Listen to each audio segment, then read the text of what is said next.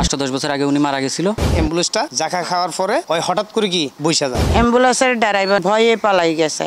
Death certificate দিয়ে দিছে, 5 দিন পরে হ্যাঁ জিন্দা হয়। খবর করে রেডি, জনগণ সব হাজির, এলাকাবাসী সবাই জানিয়ে গেছে আমি মৃত্যু।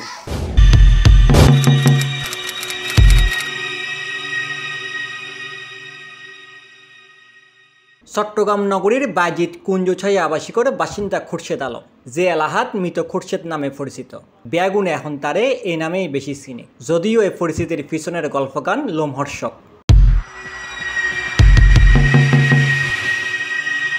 2009 সালে তে কিডনির জটিলতার চিকিৎসার লাই ভর্তি হয়ে চট্টগ্রাম মেডিকেল কলেজ হাসপাতালত 32 দিনের মাথাত তারে মৃত ঘোষণা করে হাসপাতালের চিকিৎসকসকল। তারপর 5 দিন পড়িয়াছিল তে হাসপাতালের মর্গত। 2009 সাল থেকে আমি অসুস্থর পড়ছি। অসুস্থর কারণে আমার জমিদার আমাকে ফ্যাট দেখি, ফ্যাট বড় হয়ে গেছে, তো ফ্যাট দেখি আমাকে বলছে ফ্যাট বাঁচতে হবে। কথা বললে আমাকে রাইতে 2টা বাজে ঘর থেকে বাইর করে দেওয়া হয়। রাইতে 2টা বাজে একা একা মোহাম্মদনগর থেকে রাস্তা গড়াইতে টেক্সটাইল যাই কি জনজনকে বলি ভাই আমার এই অবস্থা, আমি ব্যথা সহ্য হয় না, আমাকে একটু মেডিকেল নিয়ে যান। ওনারা আমাকে সাহায্য করে মেডিকেল নিয়ে গেছেন, চিনজিত করে মেডিকেল ভর্তি করে দিয়ে আসছেন। ওনারা চলে আসছেন। 5 দিন পর ডাক্তার ডিক্লার দিয়েছে আমি মৃত্যু ঘোষণা ডিক্লার দিয়েছে।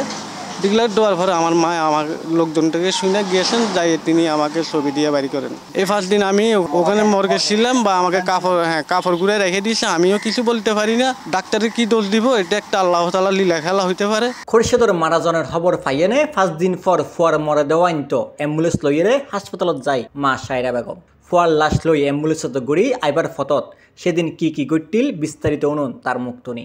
মর্গে মেডিকেল থেকে বলতেছে এই রোগীর গার্জিয়ানকে বলতেছে এই রোগী তো মারা গেছে, নিয়ে যান। তখন কি করবো, আর অ্যাম্বুলেন্স ঠিক করে অ্যাম্বুলেন্স দিয়ে নিয়ে আসতেছি 2 নম্বর গেট আসছি, আর দেখতেছি টুকটু লড়তেছে, মাত বল নাই তো, লেলা টালা পড়তেছে এখান দিয়ে। তো আমি চিৎকার ফাইরে উঠছি, চিৎকার ফাইরে উঠানোর পরে দিয়ে অ্যাম্বুলেন্সের ড্রাইভার ভয়ে পালাই গেছে। তখন ওই ট্রাকের ড্রাইভার নাকি উনি অ্যাম্বুলেন্স চালাইয়া নিয়ে গেছে মেডিকেল, নিয়ে যাইয়া উনিও চলে গেছে। এই রুগী জীবত আছে দেখেন আপনারা। তো আমি বড় ডাক্তার খুঁজে বাইর করছি, বাইর করে কান্দা কাটতে আমি বললাম দেখি স্যার আমার বাচ্চাটা কেন ফালাই দিছেন, কয়ে তো মারা গেছে। তা আমি কই স্যার ও মারা যাইলে যায় নাই, ওর থেকে আমার থেকে লাগতেছে ওর রুহু আছে, আপনি ধরেন না।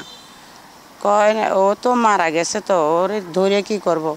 তো ডাক্তারের পায়ে ধরে আমি কান্দা উঠছি, আমি আমার ছেলে পাশে আছে, আমার থেকে লাগতেছে, ভিতরে রুহু আছে, আপনি স্যার ধরেন, টাকা পয়সা লাগলে আমি এখানে রক্ত দিব, যা করতে পারি করব, আপনি একটু ধরেন আল্লাহর দিকে দেখা।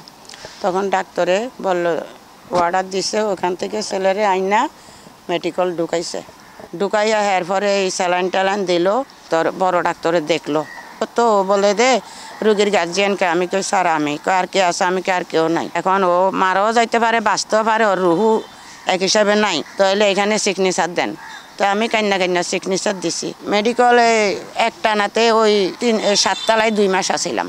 তারপরে সুস্থ একবারে মোটামুটি সুস্থ করছি। খুরশেদরে ফের হাসপাতালত ভর্তি করণের পর 6-7 মাস উন্নত চিকিৎসার মাধ্যমে সুস্থ হয়ে উঠেতে। আর সেদিনের ঘটনা গানুরে অলৌকিক হর এলাকাবাসী অকল মারা খুরশিদ হিসেবে আমরা চিনি।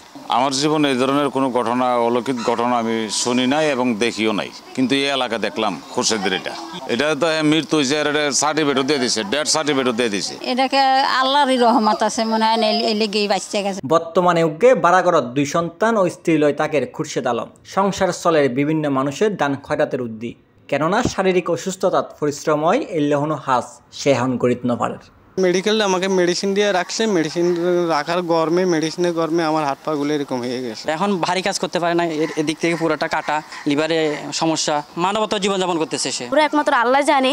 আমরা অনেক কষ্ট পাই, অনেক সময় লবণ দিয়ে ভাত থাকলে ডাল থাকে না, তরকারি থাকলে বাজার থাকে না, আমরা যাতে জীবনটা বাঁচতে পারে, সব কিছু বাঁচতে পারে, আমরা এই জিনিসটা চাইতেছি। সরকার থেকে যদি সে তাকে একটা ভাতার কাট করে দেওয়া হয়, সেই ক্ষেত্রে মনে করেন সে একটু ভালো খাইতে পারলো, চলতে পারলো। মনে করেন এখন গিয়ে দেখেন তার ঘরে 1 কেজি চাইলো নাই, সকালে আমি 50 টাকা দিয়েছি, তারপরে চাইলে আনছে, মানে এইরকমই যাইতেছে। কোনো রেশন টেশনের ব্যবস্থা করে দেন, তাইলে ও চলতে পারবে। আমি আজকে আসি, কালকে নাই।